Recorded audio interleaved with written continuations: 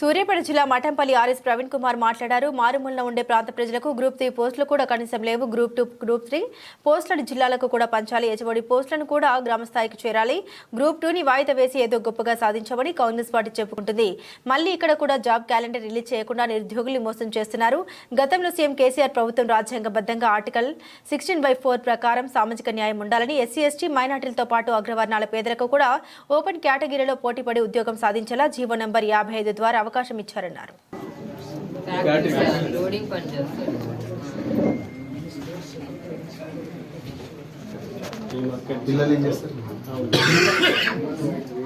School 9th class అండి. బాబు ఇక్కడ ఉజ్జనార్లో చదువుతుంది స్కూల్. ఈ సంవత్సరం జాయిన్ చేయించారు.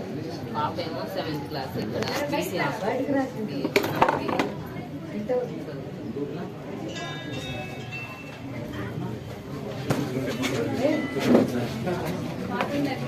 ప్రభుత్వం రేషన్ కార్డులని లేకపోతే ఇంకా రకరకాల ఇలాంటి అక్కరకు రాని కండిషన్లను పెట్టి రైతులను ముప్పు తిప్పలు పెట్టి రుణమాఫీ అని చేసుకోవాలని చూస్తున్నారు. ఆ రుణమాఫీకి కూడా మళ్ళీ ఎక్కడి నుంచో అప్పులు తీసుకొచ్చి చేస్తున్నారు.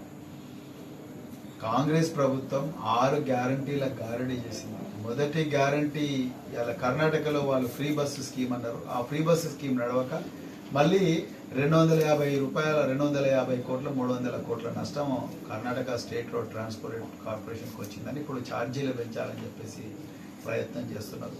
సో అలవి కానీ హామీలు ఇచ్చి అమలు చేయలేని అబద్ధాలన్నీ కూడా ప్రజల ముందర ఆడి ప్రజల ఓట్లు గుంజుకున్నారు. కాంగ్రెస్ పార్టీకి ఇలా రాష్ట్రాన్ని పరిపాలించే నైతిక హక్కు వాళ్ళు కోల్పోయారు. కేవలం ప్రకటనలకు మాత్రమే అయింది. మరి ఆనాడు కేసీఆర్ గారు రాష్ట్ర వ్యాప్తంగా ప్రకటనలు ఇస్తే విమర్శించిన రేవంత్ రెడ్డి గారు ఇలా రైతుల రుణమాఫీ గురించి మళ్ళీ ప్రకటనలు మొత్తం అన్ని న్యూస్ పేపర్స్కి ఇచ్చుకున్నారు. మరి ఇప్పుడు వారిని ఏమనాలి?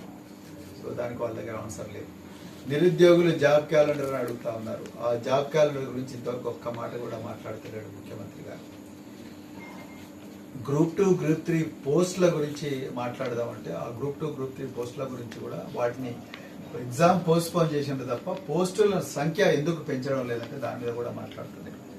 హైదరాబాద్ ఒకప్పుడు ఫ్రీ జోన్ అంటే మరి తెలంగాణ ఉద్యమకారులందరూ ఉద్యోగం చేసి హైదరాబాద్ ఫ్రీ జోన్ చేయకూడదని, కానీ ఈరోజు మొత్తం గ్రూప్ 3 పోస్టుల పరిస్థితి ఏం కావాలి? సూర్యాపేట, యాదాద్రి, లేకపోతే మహబూబ్నగర్లో, జోగులాంబ గద్వాల జిల్లా, లేకపోతే ఈ గ్రామీణ ప్రాంతాల్లో ఎక్కడ కూడా పోస్టులు లేవు. మరి గ్రూప్ 3లో మళ్ళీ అవి కేవలం చార్మినార్ జోన్కో లేకపోతే ఇంకా మిగతా జోన్ చుట్టుపక్కల ఉండే జోన్లకే వస్తున్నాయి తప్ప మారుమూల ప్రాంతాల్లో ఉండే బిడ్డలకు ఆ గ్రూప్ 3 పోస్టులు కూడా లేవు. అందుకొరకే పెంచి జిల్లాలకు కూడా పంచండి గ్రూప్ 2 పోస్టులు, గ్రూప్ 3 పోస్టులు అని అంటున్నారు విద్యార్థులు. తర్వాత హెచ్ఓడి పోస్టులు ఏవైతే హెడ్ ఆఫ్ ద డిపార్ట్మెంట్ పోస్టులు ఏవైతే ఉన్నాయో హెచ్ఓడి పోస్టులు అంటే కూడా స్టేట్ క్యాడర్ పోస్టులుగా చేయాలని కూడా చెప్పి వాళ్ళందరూ కూడా రిక్వెస్ట్ చేస్తున్నారు. ఇప్పుడు 790 పోస్టులు కాదు 3000 పోస్టులు పెట్టాలని కూడా మరి వాళ్ళందరూ కూడా డిమాండ్ చేస్తున్నారు. వాటి గురించి ఏం మాట్లాడలేదు. కేవలం ప్రభుత్వం గ్రూప్ 2, గ్రూప్ 3 వాయిదా వేసి ఏదో పెద్దగా సాధించామని చేతులు జరుపుకుంటున్నారు. సో మళ్ళీ ఇక్కడ కూడా నిరుద్యోగ సమాజాన్ని జాబ్ క్యాలెండర్ ఇవ్వకుండా మోసం చేశారు. అదేవిధంగా కేసీఆర్ ప్రభుత్వం రాజ్యాంగబద్ధంగా ఆర్టికల్ 16 క్లాజ్ 4 ప్రకారం సామాజిక న్యాయం ఉండాలని చెప్పి ఎస్సీ, ఎస్టీ, బీసీ, మైనారిటీ వర్గాలకు అగ్రవర్ణాల్లో ఉండే పేదలకు కూడా వాళ్ళందరికీ కూడా ఓపెన్ కేటగిరీలో పోటీ పడే అవకాశం జీవో నెంబర్ 55 ప్రకారం 55 ద్వారా ఇచ్చింది. కానీ అలా రేవంత్ రెడ్డి ప్రభుత్వం ఈ ఫిబ్రవరి నెలలో జీవో 55 రద్దు చేసి జీవో 29 తీసుకొచ్చారు. జీవో 29లో ఓపెన్ కాంపిటీషన్ లో ఎస్సీ, ఎస్టీ, బీసీ, మైనారిటీలు అగ్రవర్ణాలు ఉండే పేదలు వాళ్ళెవ్వరు కూడా కంపీట్ చేయకుండా మరి ప్రివెంట్ చేస్తున్నట్టుగా ఉంది. అందుకొరకే గ్రూప్ 1 ప్రిలిమ్స్ మార్కులు ఇంతవరకు కూడా బయట పెట్టడం లేదు, కట్ ఆఫ్స్ బయట పెట్టడం లేదు. దీన్ని కూడా బయట పెట్టాలని చెప్పేసి తెలంగాణ పబ్లిక్ సర్వీస్ కమిషన్ మేము డిమాండ్ చేస్తున్నాం. ప్రభుత్వం కూడా ఈ జీవో 29 వల్ల వస్తున్న పర్యవసానం ఏదైతుందో ఆ పర్యవసానాన్ని పూర్తిగా స్టడీ చేసి ఇవ్వాల్సిందిగా మేము రిక్వెస్ట్ చేస్తున్నాం.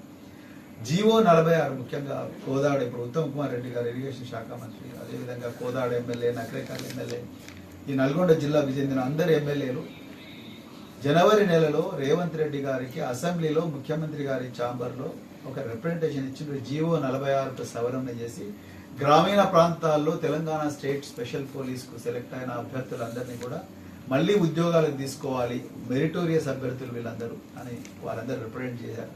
కానీ ఇంతవరకు ఆగస్టు నెల దగ్గరికి వస్తున్నాం మనం. ఈ 7 నెలల్లో ఒక్కరోజు కూడా జీవో 46 మీద ఎవ్వరు కూడా మాట్లాడలేదు. మరి దాని మీద దామోదరం రాజనరసింహ గారి కమిటీ చేసిందన్నారు. ఆ కమిటీ ఎక్కడ పోయిందో ఏందో మరి రేవంత్ రెడ్డి గారికి తెలుసు. మరి దీని మీద కూడా ప్రభుత్వం స్పందించాల్సిన అవసరం ఉందని